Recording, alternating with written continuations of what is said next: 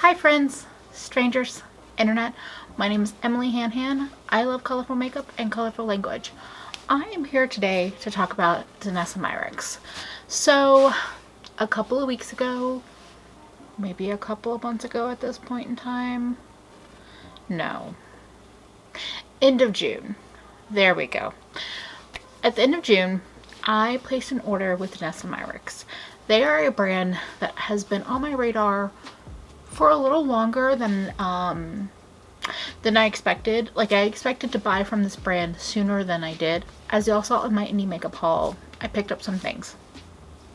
Danessa Myricks is a Black-owned brand, and Danessa herself is a makeup artist. So the products that are in the line are pretty makeup artistry focused, but I do think that there is space for the everyday consumer with some of the releases. First of all, before I get any further, I want to say if you don't follow Danessa Myricks on Instagram, I highly recommend it.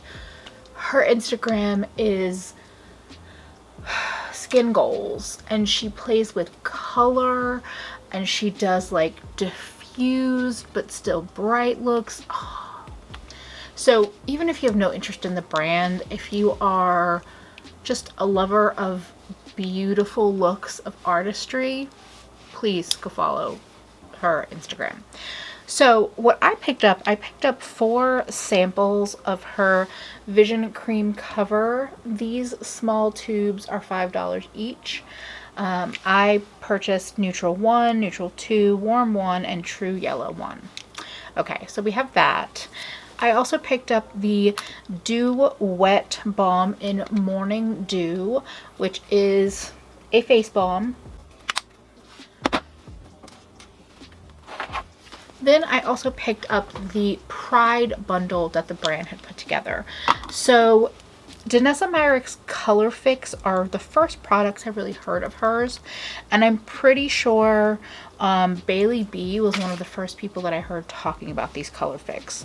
So the bundle was 3 of the Colorfix, which are cream products that you can use pretty much anywhere on your face, and then 3 of the cushion colors, which I think you can pretty much use anywhere. I don't know if I would use these on my lips, but I have used these on my lips. So first of all, I want to say, while I don't have regrets getting the Pride bundle for the bundle cost, I do want to mention that I did fall into the trap of perhaps buying something that didn't. But I do want to admit that I think I fell into the trap of buying something for Pride that isn't actually donating anything towards LGBTQ organizations. Somebody commented on the haul and asked me about that, and I looked into it, and I don't think it did. So, okay. So just wanted to put it out there. Anyway, so let me talk about all the different products so I've had these, as I said, I've had these products for a couple of weeks now. And when I made the purchase, I kind of knew I was making a purchase that maybe isn't for me. Like, I bought a whole bunch of cream products. That's not really my style. So part of me was like, I'm being adventurous. The other part of me was just like, I kind of just want to support this brand and then try some stuff out, and colors. Okay, so that's the first part of it. I kind of knew going into this that they might not be the perfect products for me. So now that I've played with them, once I played with them on their own, I decided, once I played with them on their own and with a little feedback from some of my audience over on Discord, I decided that I was going to do looks that incorporated powder products with the cream products. So what I'm going to do is, as we're talking, I'm going to have some looks on the screen. I did 2 today, and I did 2, and by looks I mean eye looks, and I did so I did 2 eye looks today and 2 eye looks on a previous day, featuring all the different products that I picked up. So let's kind of just go through and talk about each thing. So the Vision Cream Cover, First of all, in terms of color matching, I found that when I did neutral 1 and yellow, that was a good match for me, but none of these colors are exactly my match. My experience so far with this, I've used it as like just an under eye concealer and as kind of a spot concealer as foundation product, and I do find that it's just a little too heavy for me on my face. On my under eyes, I'm not minding it, so it's down there right now. I did not powder, but I do have like eyeshadow around, but it's right on the under eye area. I don't mind it there. It's still not my favorite concealer, but I don't mind it there. But anytime I put it on other parts of my face, I feel like it's either accentuating the pores that are there, or it just feels heavy. And because I know that she is an artist, I'm sure like she probably shears these out. I know these are kind of advertised as concealer and foundation. So I was hoping that I could work with them just by like putting just a little bit on and then using a brush to kind of blend and shear it out. But I still feel like when I do that, it still feels very heavy. Maybe if I was actually mixing this into a glowy primer or some kind of moisturizer, it might be a little different. But that was not my goal when buying these. I have a lot of concealers in my collection that I can do this technique with, where I put it, you know, a few spots on my face and then use a brush and blend out, and they don't feel heavy. So the fact that these still feel heavy on me when I do that technique is a little disappointing. So that's my thought on the Vision Cream cover. The Dew Wet Balm is pretty much a balm, a clear, slightly sheeny face balm. She does have a color in this line that she does call clear, but I think all of these are fairly sheer. You probably only need one color. That's the perspective I've gotten from other people that have multiple colors. The reason why I love this, besides the fact that it is a beautiful highlighter on its own, Audra had a really good point. If you use it on your upper lip, it's a great highlight up there without looking like it's too much. I think mine is faded a little bit, but I can kind of see it right here, and it's really pretty. I really love this as a base for my powder highlighters, especially because I tend to be a no face product or light face product kind of person. Having like a tacky or balmy spot to put down my highlighter and really get that wabam kind of moment is just, I just love it. I love it because for the more glittery highlighters like Kaleidos Diamond Dasher, like my JD Glow Synthesis highlighter, like a pigment that I just got recently, I can use it as a base to stick right down. If you're super into that like glossy, you know, look, I think this is gorgeous for that. I don't tend to only wear this, but who knows, that might be a thing. Something I wanted to comment on. So today I'm wearing the Uma Beauty foundation, and then I use this on top, and how I apply it, I use my finger, I kind of swirl it in, and then I tend to like tap tap tap tap tap. So I wouldn't swipe back and forth. I feel like that's gonna be a recipe for like mixing it in with your foundation or picking up what's already on your face. But I like the tap tap tap. I have yet to use this with like a brush or a sponge, so I can't report on that, but with my fingers it's not bad. And because it's just a balm, I feel like I can, if I have it left over on my finger, I can just like kind of rub it in like a moisturizer. But that's me. So let's talk about these waterproof cushion colors. So these are actual cushions. There's like cushion inside that the product is kind of soaked in. And that's similar if you've ever used a cushion foundation or something like that.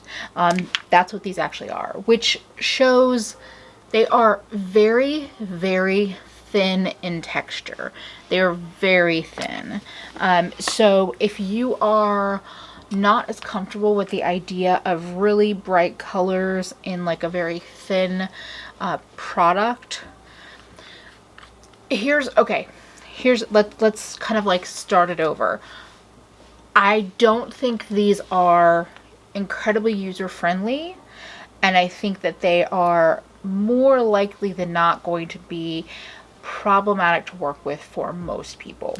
So they are very thin, very thin in consistency. They tend to shear out. They can be built up. So that is a bonus. They can be built up. I have used them as eyeliners, which is what I did today, both with the thin and a thicker wing. I have used them in my waterline, which is something you can do if you have super sensitive eyes or don't like kind of sticking a brush in your waterline. I wouldn't recommend it, but the blue at least looks nice down there. I have used it as an all over color on my lid and then blended powders on top of that, and they work pretty well for that. So I did those two very neon eyes, and I used the this color is Electric Sun and Totally Tangerine as those bases. When I put these on, again, they're a thin consistency. I usually use a brush, so don't feel like you have to use fingers or something with these. I've used liner brushes, I've used blending brushes, I've used kind of like packing brushes for all of these. And if I'm remembering correctly, I think I ended up, I definitely went back in and built it up. So I would put on thin layers and then add on for built opacity. Here's the thing is that I know that neons in eye products are just naturally going to be a pain to formulate. Whether it's powders, liners, liquids, they are just not an easy color to create.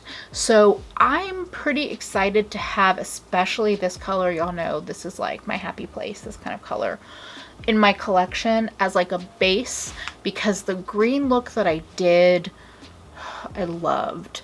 I really like the orange look too, but you know, my yellow and green adoration. I did have some patchiness with these. So I did find that like if I looked super close at my eye, there was some patchiness, which again is a common thing with neons. So like, am I saying you should run out and go buy these? No. I would say if you're intrigued by a color, pick one up and give it a try. My concern with the sheerness is that I'm not sure if on deeper skin tones how the colors would look, if they would look as vibrant and as saturated. I've definitely seen Danessa mention these in some of the comments of some of her Instagram looks, like in the caption, but I should probably look back and see how she's using them. As a liner, I think it can be done, but it's definitely a sheer color that I built up, and I think that with the green underneath, that's really where like the color was kind of building on the green rather than just being, you know, this super bright blue. You got more of this kind of like murky turquoise, which I'm not mad at, but it's also not what's in the pot.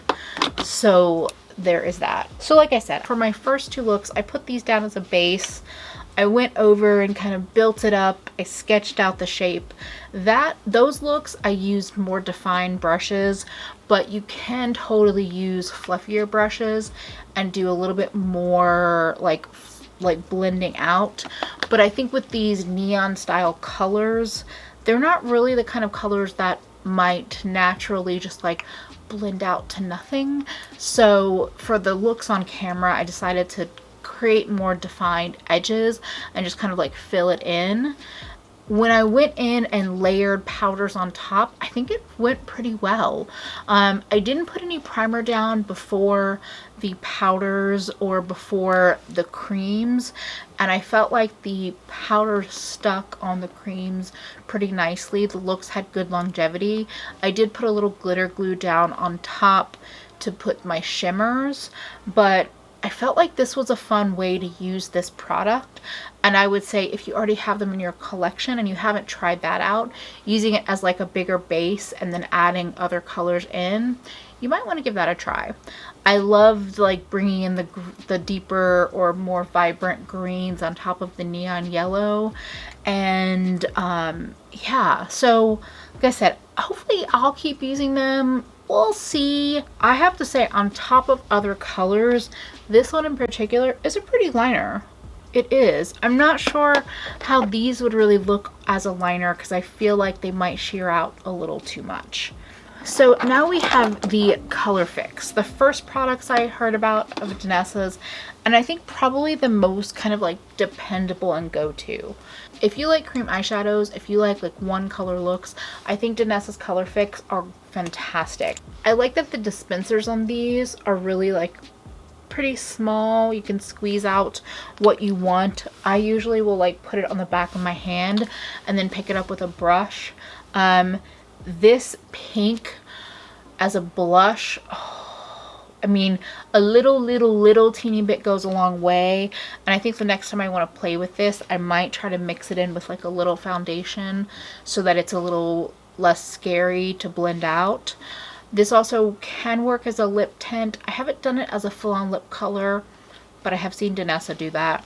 I would say if you have any texture or like dry patches on your lips, it's probably gonna be a little tough to work with there, but it's a beautiful matte pink. It blends out on the eyes.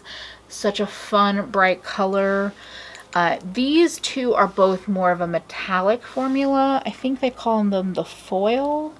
Oh, that's interesting. This purple is listed as matte, but it definitely doesn't look matte on the face, or it has a slight shimmer to it. So this purple I used as a liner as well, and I thought that worked really well as a little wing liner.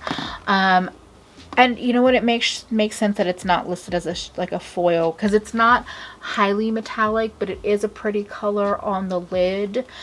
I have used this one as a as the lid color on this eye, and I also used it, I wanted to show you one kind of mostly cream look.